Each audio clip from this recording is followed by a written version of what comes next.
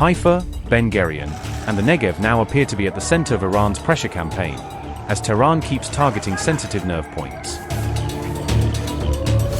The missiles keep coming even as growing reports suggest that US and Israeli interceptor stocks are running dangerously low. Iran also appears to be keeping its focus on Dimona in fresh barrages towards southern Israel, reviving concerns over Israel's nuclear infrastructure. The IRGC boasted after claiming strikes on an Israeli radar center and airport, reinforcing Tehran's message that it can still hit deep and strategic targets. Sirens were sounded in the Eilat area of southern Israel on March 28 after a fresh attack triggered new alarm in one of the country's most sensitive southern zones. The IDF said it detected a fresh ballistic missile attack from Iran in the latest incident, according to reporting by the Times of Israel. Within hours, the IDF said it detected yet another ballistic missile attack from Iran, showing that the pressure on Israel's air defenses was continuing in rapid succession. One of the missiles subsequently made an impact in an open area in the Negev desert, according to reports on the latest round of strikes. Rescue teams rushed to two impact sites in Israel's southernmost city, while early reports said no injuries were recorded in the incident. The IDF said one missile was intercepted while another struck an open area, according to the Times of Israel's reporting on the attack. Notably, Dimona, a city in the Negev desert, has recently been caught up in the wider pattern of Iranian attacks and alerts affecting southern Israel. The site is considered highly sensitive because Dimona has long been widely associated with the heart of Israel's undeclared nuclear program.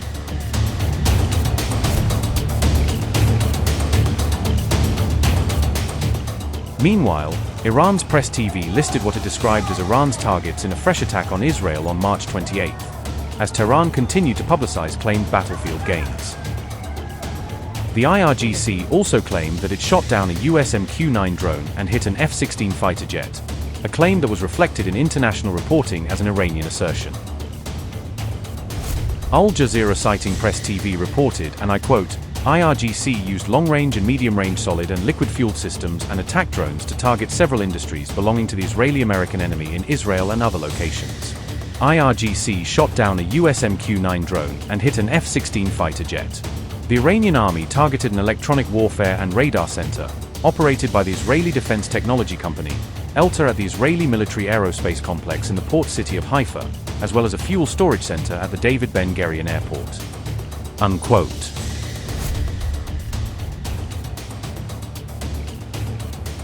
Iran made these fresh claims at a time when separate reports were already highlighting interceptor shortages facing Israel and its ally, the United States.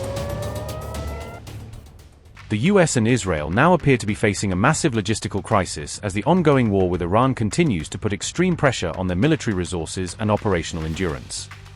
According to current projections, US and Israeli interceptor inventories could begin running out within just days or weeks if the present pace of conflict and incoming attacks continues. This claim was made by the Royal United Services Institute, or RUSI, in a recent analysis that was later highlighted by Iran's Press TV. That analysis argued that industrial endurance, or the ability to sustain production and replenishment during wartime, is now shaping strategic decision-making on both sides of the conflict. RUSI warned that Israel's stockpile of Arrow interceptors may be fully exhausted by the end of March if Iranian missile pressure remains at the current level. The same analysis projected that the United States THAAD interceptor inventory could also be depleted within a month under the strain of sustained regional operations. The think tank blamed Iran's continued retaliatory strikes for driving an extremely high interceptor burn rate and rapidly consuming available air defense resources. The report also noted that Iran's decision to target radar systems has further compounded the strain by weakening detection coverage and increasing defensive pressure. It is important to remember that Iran targeted multiple Western radar sites across the region during the first few days of the war, adding to the operational challenge. RUSI said that in just the first 16 days of the conflict, the US and Israel used around 11,294 munitions at a staggering estimated cost of $26 billion. The think tank further revealed that high-end precision munitions are being depleted faster than they can be replaced through normal production cycles and existing industrial capacity. RUSI also warned that Israel may be staring at a major strategic crisis in the near future if the current rate of munitions expenditure continues unchecked.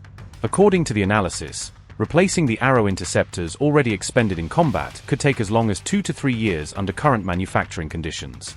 The think tank emphasized the concept of command of the reload, highlighting that the ability to replenish weapon stocks is now central to sustained modern warfare. Tensions surged overnight as Iran confirmed that a projectile struck near the Bushehr nuclear power plant, raising alarm across the region.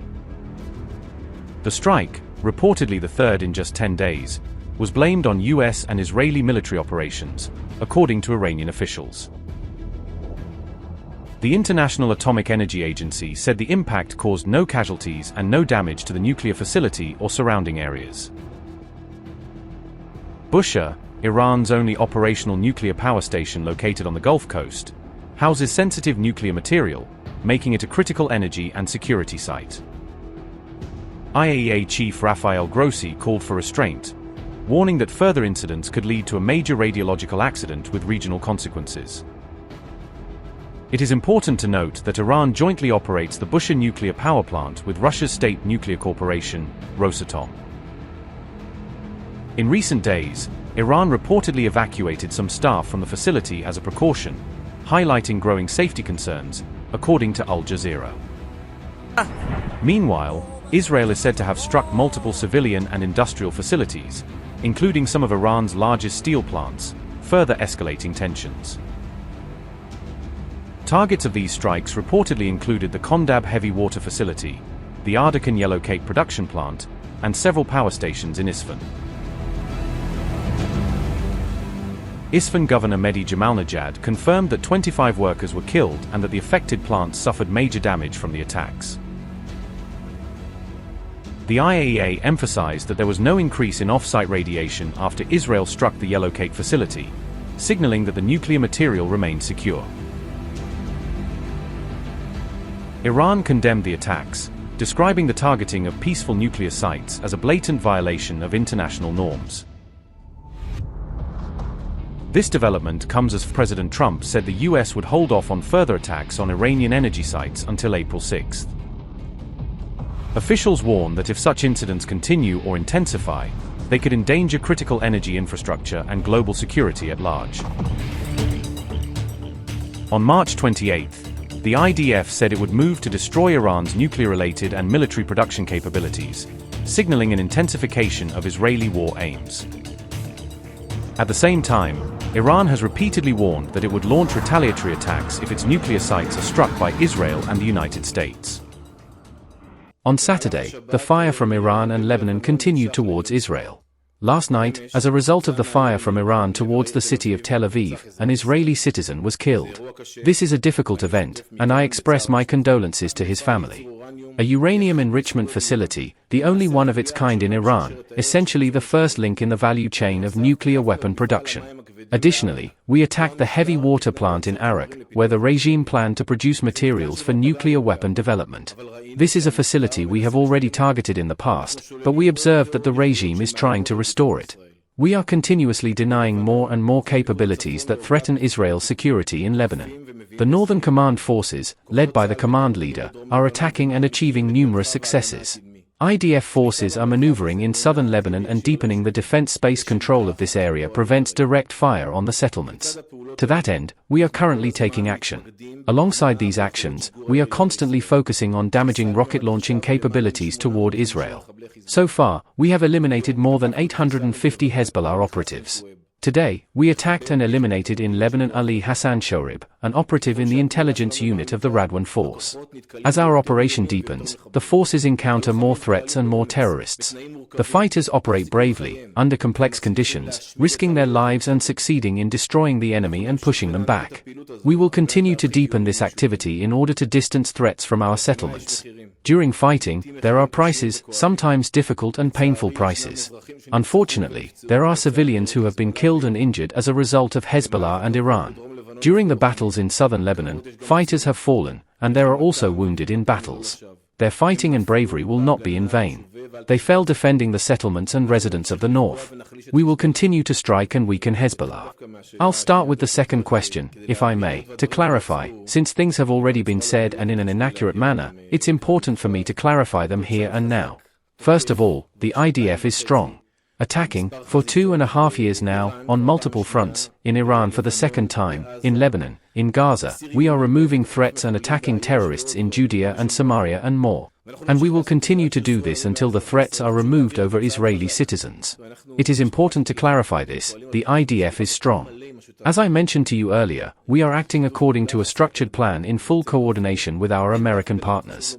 An unprecedented and exceptional level of cooperation. There is no gap between us, it's important to say. Politicians say things that occur at the political level happen at the political level. We, at the military level, are well coordinated with the American military. We have a structured plan, and we continue to act accordingly, achieving very good results. I say this, as we previously presented the objectives, also at the leadership level, and there are more things we will be publishing in the coming days, you will see.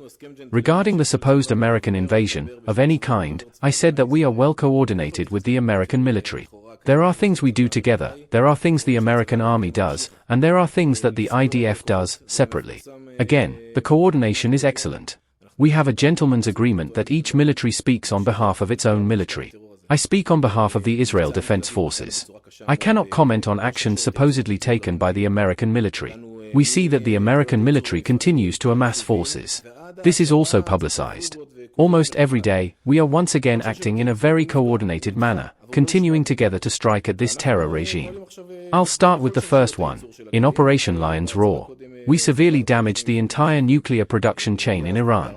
We targeted capabilities. The production in the factories, all the components up to the enrichment, centrifuges, reactors, and so on, the entire production chain was affected. It was delayed, but not completely destroyed, and we are currently working to damage the entire nuclear production chain. In the previous statement, I mentioned 2 additional factories in Yazd and Arak, where we have significantly impacted operations, and we will continue to target these components. Regarding the uranium that is underground and so forth, I cannot address this issue. But as I said, we continue to impact everything, its production chain, to remove this threat. We will not turn a blind eye to Iran, that is why we are taking action. And the second question, can you repeat? Regarding Arbar Sich, we targeted him in a very deep manner, both his headquarters and commanders. You see, we targeted the commander and the deputy and his staff officers in Tehran, also in Isfahan last week. We targeted barriers in the streets, everywhere they started to hide, even in places in the streets we targeted them, and once again we are acting on opening strategy and also from base siege in the programs. Look, we are acting again, we are adjusting the plan according to the situation assessment. We also targeted the base siege, and everything, you know, in Beto, also in Push, also in Tars, and we will continue to target everyone. There are more targets.